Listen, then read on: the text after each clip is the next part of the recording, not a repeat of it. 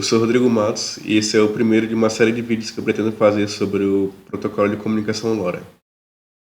E é um protocolo bem importante ultimamente, tanto para quem pretende fazer prototipagem, como quem já está realmente com um produto em prateleira, né?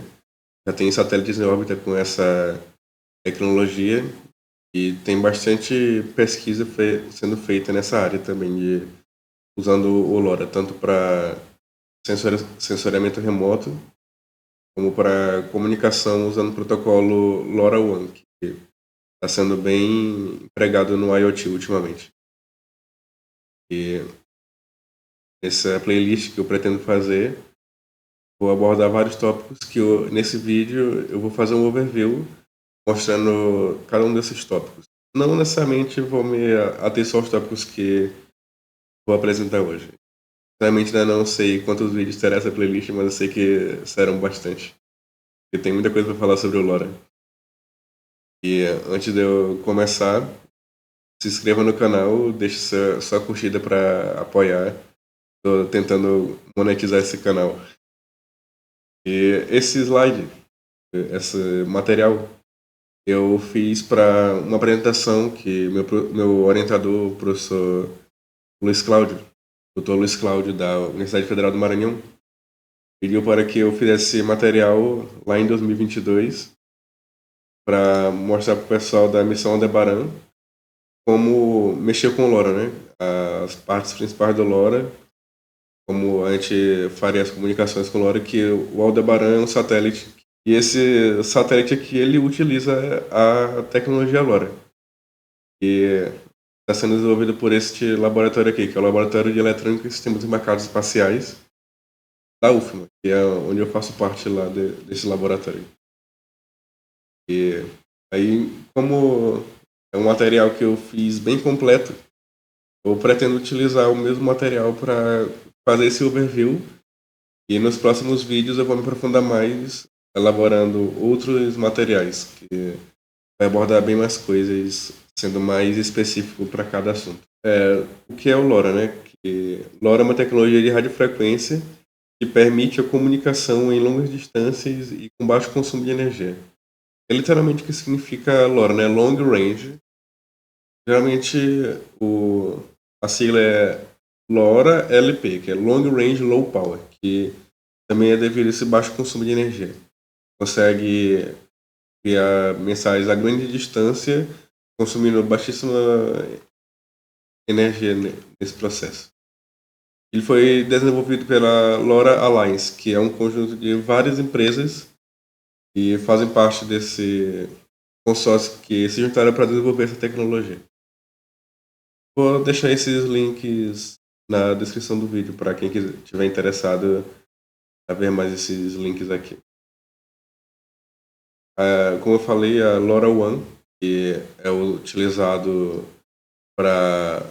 principalmente para internet das coisas, né, o IoT, é um protocolo que define a arquitetura do sistema de comunicação que usa a tecnologia LoRa. Aqui também o link, acho que foi do Embarcados, o site que peguei essa imagem.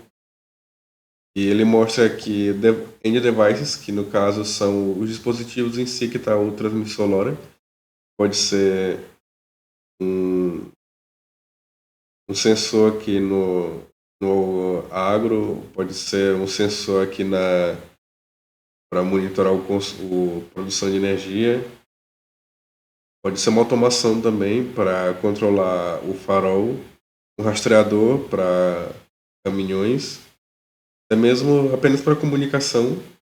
São os end devices, que são os dispositivos que contêm o transmissor, no caso o modem, que é modem de modulação e demodulação, quer dizer que ela envia e recebe mensagens.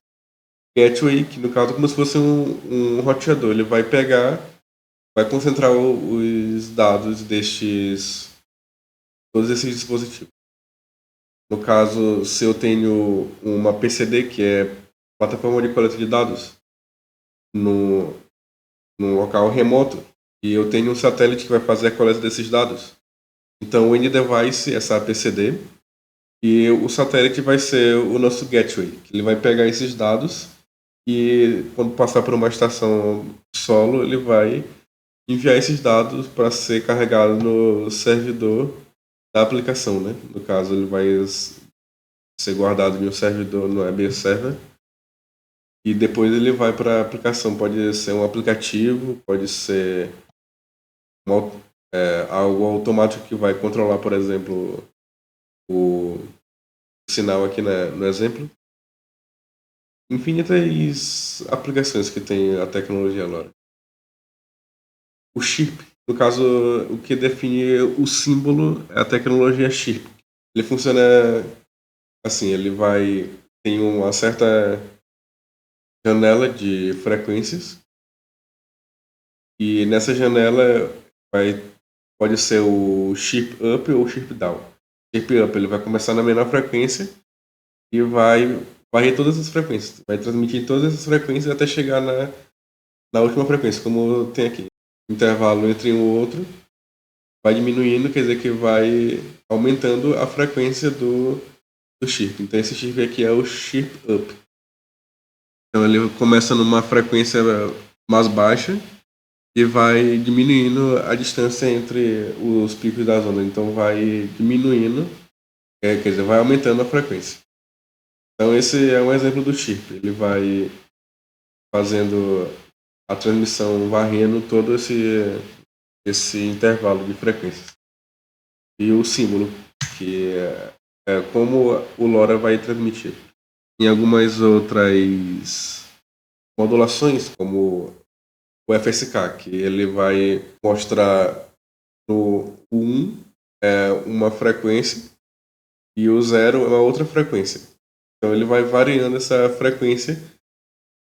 O LoRa ele usa o chip para identificar isso. Em vez de ele mandar 1 e 0, ele vai mandar símbolos. E símbolos representam mais de um bit. Então ele consegue otimizar a transmissão de dados, dizendo que aquilo que ele está mandando não é simplesmente 1 e 0.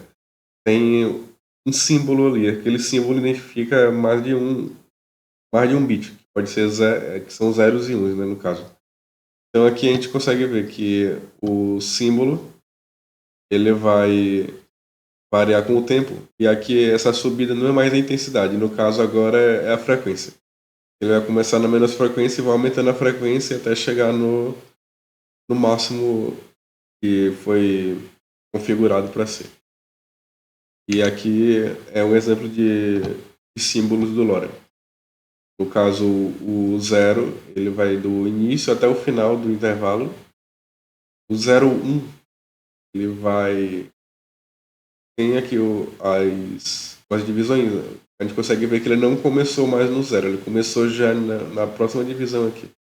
No caso, que é essa frequência bem aqui. Ele começa nessa frequência aqui, ele vai até o final e começa de novo do 0 e volta para essa frequência de onde ele tinha começado. E aí esse daqui já é o próximo símbolo, que é o 0, 1. No 0, no 1, 0, que é o símbolo 2, ele começa já no próximo patamar aqui, que é essa outra frequência, e ele vai fazer o chirp até o final. Quando chegar no final, ele começa do 0 e volta de novo até de onde ele começou o símbolo. E aí já vai... É assim que ele identifica esse símbolo. E aí o próximo símbolo, ele começa o próximo patamar aqui, que vai até o chip vai até o final. E aí ele volta para o 0 e faz o chip até de onde ele começou aqui. Então o chip, no caso que foi desenvolvido SX tarará. No caso SX1278 é para essa faixa de 433. E incorpora o modem, que é modulador e demodulador, quer dizer que ele envia e recebe de espectro espalhado, que é justamente, vou falar mais pra frente, mas é como o LoRa consegue sujar bastante as frequências, que é o espalhamento espectral dele, e é capaz de um alcance significativamente maior do que os sistemas existentes baseados nas modulações de FSK ou OOK, entre outros. O usuário pode decidir sobre a largura de banda de modulação do espectro espalhado, que é o bandwidth, fator de espalhamento, e a taxa de correção de erros. E ele consegue identificar se, mesmo com este símbolo aqui, que vai diminuir bastante a taxa de erros, mas se ainda assim tiver um erro em uma transferência de um desses bits, ainda vai ter o corretor de erro, o CR aqui, onde ele vai identificar para corrigir um erro, que é mais uma camada de correção de erro. Então, o LoRa ele se mostra um protocolo bem confiável para comunicações a longa distância. Ele consegue realmente entregar mensagens. E aqui é como é a cara do nosso chip, né? No caso da placa já, que é a que está sendo usada. Que é essa aqui. É o LoRa SX1278. Nesse encapsulamento aqui tem alguns que eu acho que é byte, uma coisa assim, que o protocolo dele não é mais o SPI, ele usa o ART. Ele usa o RxTX, mesmo aquele mesmo protocolo que a gente usa FTDI para comunicar com o computador com o Arduino, ele usa esse mesmo protocolo para se comunicar com o Arduino ou com outra placa de prototipagem. Só que aí a gente não consegue alterar tanto os parâmetros dele, os parâmetros são bem limitados, as configurações dele, mas para comunicação, quem está fazendo quer fazer uma comunicação básica, já serve. Aí no caso aqui tem os pinos de alimentação, de reset e os de configuração aqui, que a gente pode usar não apenas LoRa, mas também outras modulações, como está escrito aqui, ó. FSK, GFSK, OOK, além do próprio LoRa. E os pinos de comunicação, que é o Select Slave, o MOSE, MISO e o Clock, que é para comunicação de SPI. Essa placa aqui, ela realmente não consome tanto aqui. Ela, como tá vendo aqui, só 120 mAh, mas tem algumas placas que não suportam isso. Por exemplo, o SP8266, o SP32, eles não dão tanta corrente assim nos terminais deles. Então é recomendado que use fontes que vão poder alimentar a potência de transmissão desse LoRa. Se a pessoa for apenas receber, é que pode usar a alimentação direta das placas de prototipagem mesmo, mas para transmissão é bom utilizar uma fonte externa. E esse daqui, tá, a gente consegue ver que tem só 20 dBm aqui.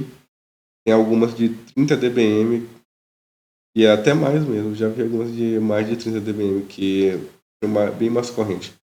Sem falar quando a pessoa quer fazer uma transmissão mais potente e usa um amplificador. E aí que precisa de uma fonte externa mesmo. Aí que não dá de utilizar mais só a placa de prototipagem para alimentar esse circuito. Como eu falei do dBm, né, que é o decibéis miliwatt, ele é uma medida de potência que pode ser convertido para watts mesmo, né, para o watt. No caso, está tabelado aqui de 0 dBm, 1 miliwatt, 3 dBm, 2 miliwatt, e como a gente viu aqui, 20 dBm. Quanto é 20 dBm? Então a gente pode calcular isso. A gente pode ver aqui que se a gente tem ele em dBm, então a gente pode 0,001 vezes 10 elevado a 20 dividido pelo 10. E vai dar aqui. Vai dar o 0,1 watt, que no caso seria 100 miliwatts. Então a gente consegue fazer essa transferência rápida, né? Se a gente tem dBm, a gente consegue saber qual é a potência dele em miliwatt, em Então, isso vai ser importante para você saber qual é a distância que você vai conseguir transmitir o seu sinal. Tem alguns cálculos, vou mostrar mais para frente. Então, e também tem tabelado, mas tem como você setar lá na biblioteca que a gente vai usar, setar qual é a potência do rádio. Então é bom a gente já saber os valores tabelados, mas também saber como vai converter caso precise, né? E como eu falei, para saber a distância que você vai transmitir, você vai precisar saber também a potência dele. A perda vai também ser em relação à distância da transmissão. Tem esses cálculos aqui. E aqui foi a missão Aldebaran, a gente fez um teste no farol da Marinha, que tem lá na Raposa. Araçagi, Raposa, mais ou menos aquela área ali, a região metropolitana de São Luís. A gente, usando o barco escola da UFMA, tinha um transmissor nosso lá. Eu não me lembro se ele tinha 100 miliwatts ou 1 watt de potência, mas a gente conseguiu transmitir e receber lá do farol a uma distância de 76, quase 77 praticamente, quilômetros de distância. Essa foi a distância que o barco estava, não que a distância máxima que a gente conseguiria transmitir com o LoRa. Isso aqui é de um aplicativo que é o TinyGS, onde ele lista vários satélites que utilizam a tecnologia LoRa e também tem alguns aparelhos onde a gente consegue carregar o código que eles disponibilizam. Geralmente usa ESP32, que é para comunicação com a internet, com o banco de dados deles. Um ESP32 com LoRa. Se tiver em algum lugar que tenha um access point desse, um dispositivo desse tem o código do TinyGS, ele vai receber essa informação do satélite e carregar no banco de dados desse site, que é bem interessante. E um exemplo que eu não vou fazer nesse vídeo, posso fazer em outros vídeos, mas é um exemplo bem simples. Ele mostra qual é a pinagem que a gente vai usar no LoRa e, no caso, está sendo usado um SP8266 e carregar as bibliotecas, definir os pinos de recepção e a gente vai definir a comunicação com o computador e o Arduino, no caso o ESP. Nós vamos printar na tela o LoRa Sender, que ele está dizendo como está para mostrar que está funcionando o sistema, né? Ele está dizendo lá o LoRa Sender vai carregar na biblioteca os pinos que a gente definiu aqui, que é o de recepção, o select, o reset e o pino de configuração dele. E como eu falei, já na iniciação a gente vai dizer qual é a frequência que a gente vai usar. Se o pin aqui é que a gente vai carregar esses dados aqui, nessa função aqui, nessa chamada aqui, a gente vai carregar essas configurações para o rádio. E aí que a gente vai saber se o rádio está bem conectado, se o rádio está funcionando. Se não estiver funcionando, ele não vai dar a resposta dele de volta, que deveria dar como o sistema está esperando. Ele vai entrar em um looping dizendo que a iniciação do LoRa falhou. E aí no looping ele vai receber uma mensagem da porta serial pelo computador e vai enviar. E assim como o que ele receber do rádio, ele vai enviar a porta serial do computador. Então a gente consegue fazer dois computadores se comunicarem via LoRa, sem usar a internet como a gente vai usar o LoRa para fazer essa comunicação. É bem interessante, bem simples, bem didático esse código. E já me tomei bastante tempo aqui, eu vou ter que cortar bastante coisa desse vídeo. Mas por enquanto é isso. Se você tiver alguma dúvida em relação ao LoRa, vocês podem colocar no comentário.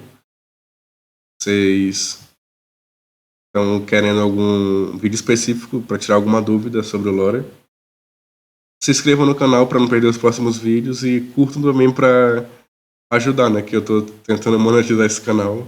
E eu também agradeço os novos inscritos que chegaram recentemente. E até o próximo vídeo.